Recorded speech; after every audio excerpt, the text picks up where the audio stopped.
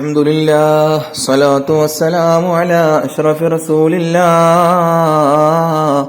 വഅലാ ആലിഹി വസഹ്ബിഹി അജ്മഈൻ അമ്മാ ബഅദ്. പ്രിയമുള്ള വിശ്വാസികളെ, സഹോദര സഹോദരിമാരെ, അസ്സലാമു അലൈക്കും വറഹ്മത്തുള്ളാഹ്. അങ്ങനെ ഉമർ ഇബ്നുൽ ഖത്താബ് റളിയല്ലാഹു അൻഹു അങ്ങനെ പെങ്ങളെ വധിക്കാൻ പോവുകയാണ്.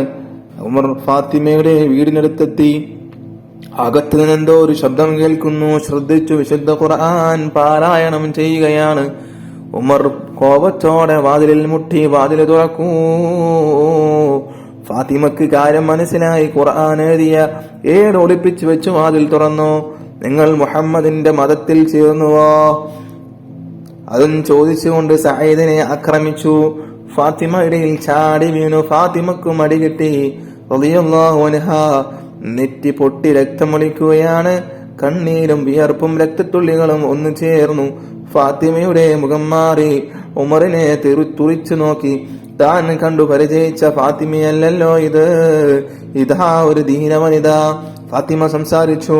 ഉമർ, ഞങ്ങൾ ഇസ്ലാം മതം സ്വീകരിച്ചു കഴിഞ്ഞു. ഇനിയൊരു ശക്തിക്കും ഞങ്ങളെ പിന്തിരിപ്പിക്കാനാവില്ല. നിങ്ങൾക്ക് എന്ത് വേണമെങ്കിലും ചെയ്യാം. ഫാത്തിമ റളിയല്ലാഹു അൻഹായുടെ ധീരമായ പ്രഖ്യാപനം.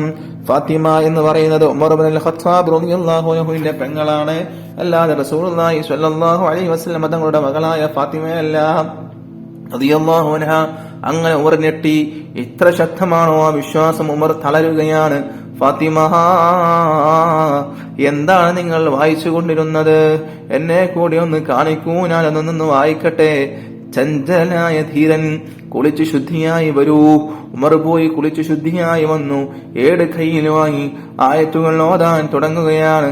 അങ്ങനെ നമ്മൾ മുന്നേ പറഞ്ഞല്ലോ, ഉമർ ഇബ്നുൽ ഖത്താബ് റളിയല്ലാഹു അൻഹു ചെറുപ്പത്തിലെ എഴുത്തും വായനയും അറിയുന്ന ആളായിരുന്നു. ആ സമയത്തൊന്ന് മക്കയിലോ മദീനയിലോ എഴുത്തും വായനയും അറിയുന്ന ഒരുപാട് ആളുകളൊന്നും ഉണ്ടായിരുന്നില്ല. അങ്ങനെ ചുരുക്കം ചിലരിൽ ഒരാളായിരുന്നു ഉമർ ഇബ്നുൽ ഖത്താബ് റളിയല്ലാഹു അൻഹു. അങ്ങനെ ഓതാൻ തുടങ്ങി. മനസ്സിലേക്ക് തൗഹീദിന്റെ പ്രകാശം ശക്തമായി കടന്നു വരുന്നു. ഉമറിന്റെ നയനങ്ങൾ നിറഞ്ഞൊഴുകുകയാണ്. അള്ളാഹുവിന്റെ വചനങ്ങൾക്ക് എന്തൊരു വശ്യത! വായിക്കും തോറും വിശ്വാസം ശക്തമാകുന്നു. ഫാത്തിമ, എവിടെയാണ് പ്രവാചകൻ? എനിക്കൊന്ന് കാട്ടിത്തരൂ, ആ മുഖമൊന്ന് കാണണം, ഉപദേശം കേൾക്കണം. അങ്ങനെ ഉമറാകെ മാറിപ്പോയി. അല്ലാഹു അല്ലാതെ മറ്റൊരു ഇലാഹില്ല എന്നും മുഹമ്മദ് അവന്റെ റസൂലാണെന്നും വിശ്വസിച്ചു കഴിഞ്ഞു. പ്രവാചകൻ ദാറുൽ അർഖമിലാണുള്ളത്. നമുക്കങ്ങോട്ട് പോകാം. വികാരഭരിതമായ മനസ്സുമായി ഉമർ നടന്നു. അകലെ അർഖമിന്റെ വീട് കാണാം. അതാണ് ദാറുൽ അർഖം. അവിടെയാണ് പ്രവാചകൻ കൂടെ സത്യവിശ്വാസികളും. അങ്ങെത്താൻ ധൃതിയായി നടത്തച്ചിന് വേഗം കൂടി. ദാറുൽ അർഖമിൽ ഇരിക്കുന്നവർ ആ കാഴ്ച കണ്ടു. ഉമർ ധൃതിയിൽ വരുന്നു. കയ്യിൽ വാളുമുണ്ട്. ഹംസ റളിയല്ലാഹു അൻഹു എഴുന്നേറ്റ് നിന്ന് പ്രഖ്യാപിച്ചു, ഉമർ നല്ല ഉദ്ദേശവുമായിട്ടാണ് വരുന്നതെങ്കിൽ കൊള്ളാം.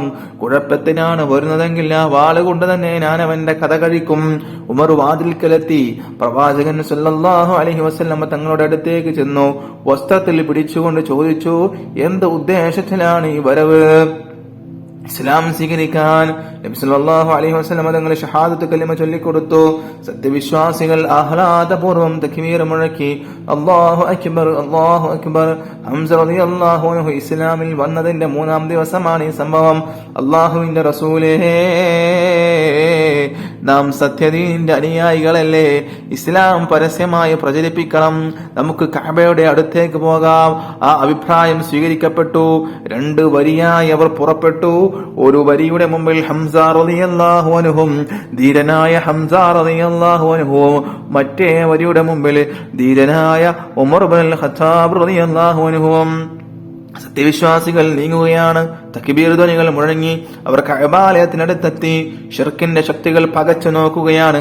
അവർ സ്വന്തം കണ്ണുകളെ വിശ്വസിക്കാൻ പ്രയാസം. ഇത് ഉമർ തന്നെയാണോ? മുഹമ്മദിന്റെ തലയെടുക്കാൻ പോയ ആള് ആ പ്രസ്ഥാനത്തിന്റെ ശക്തനായ വാക്താവായി തിരിച്ചു വന്നിരിക്കുന്നു. ഇതെന്തൊരതിശയം! ഖുറൈശികൾ പരസ്പരം നോക്കി. ഇതേവരെ സ്വീകരിച്ച മാർഗങ്ങൾ പോരാ. മക്കയുടെ യുവത്വങ്ങളാണ് മുഹമ്മദിന്റെ ഇരുവശത്തും നിലയുറപ്പിച്ചിരിക്കുന്നത്. എങ്ങനെ നേരിടും? ഖുറൈശികളുടെ മനസ്സിൽ വെപ്രാളം.